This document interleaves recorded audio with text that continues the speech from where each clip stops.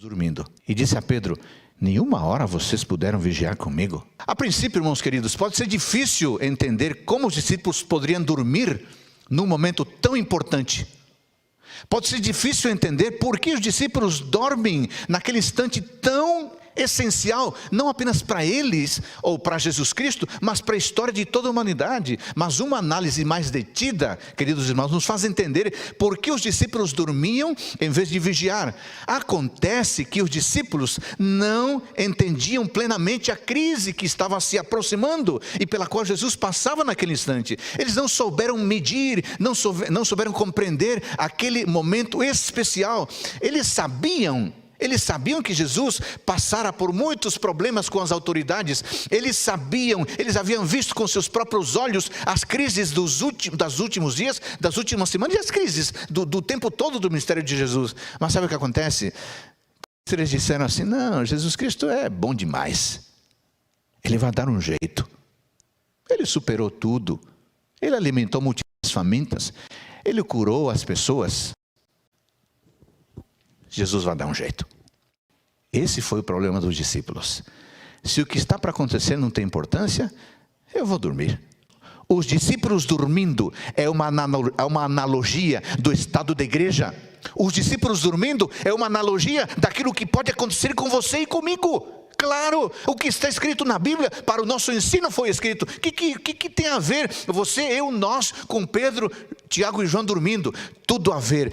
Os discípulos dormindo é uma analogia do estado de igreja. Os discípulos dormindo é uma analogia daquilo que pode acontecer com você e comigo. Sim, irmãos queridos, os 3 discípulos tornaram-se um exemplo do que pode acontecer à igreja, a igreja adventista do 7º dia. O sono deles ilustra muitas vezes aqueles que, tendo intimidade com Deus, dormem na hora que deveriam ficar acordados. O sono dos discípulos nos ensina que, mesmo sendo escolhidos, presta atenção, o sono dos discípulos nos ensina que, mesmo sendo escolhidos, mesmo tendo intimidade com Cristo, mesmo tendo caminhado com Ele durante 3 anos e meio, no caso deles, algumas vezes não temos a graça suficiente para vencer os tempos de provação, não temos a graça suficiente para reconhecer a ameaça e as crises que nos rodeiam. Eu não posso, irmão, nem você, nem eu, nenhum de nós pode querer estar seguro espiritualmente se não estivermos alertas. Ah, mas não tem outra opção. Não tem outra opção. Você quer vencer a tentação? Você quer estar em pé, com a sua coluna ereta diante dos momentos em que estamos vivendo? Vigie. Não, mas não tem outra opção. Não tem outra opção. A opção é vigie. Esteja alerta, esteja despertado. Quando Cristo diz vigiem, Ele está dizendo o seguinte: fiquem atentos, não sejam negligentes, não sejam indolentes, porque se vocês forem negligentes, se vocês forem indolentes, vocês serão destruídos repentinamente. Quando Jesus Cristo diz vigiem, Ele está dizendo o seguinte: não se enganem, os tempos em que vivemos são maus. Pode parecer que se a economia melhorar, se o nível do emprego melhorar, se os dirigentes forem outros, se a vacina for encontrada, tudo vai ser melhor. Não se enganem.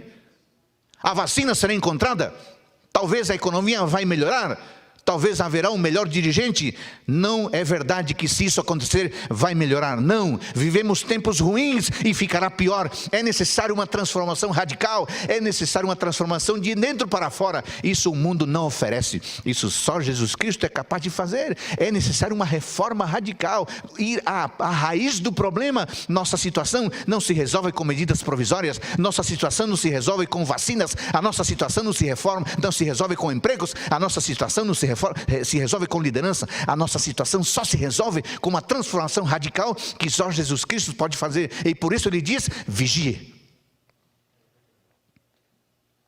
Quando Cristo diz vigiem, Ele está dizendo o seguinte: leiam as linhas, mas leiam também as entrelinhas dos acontecimentos e entendam que por trás das narrativas, por trás dos fatos, por trás das tragédias, há um Deus querendo voltar e buscar seus filhos e suas filhas.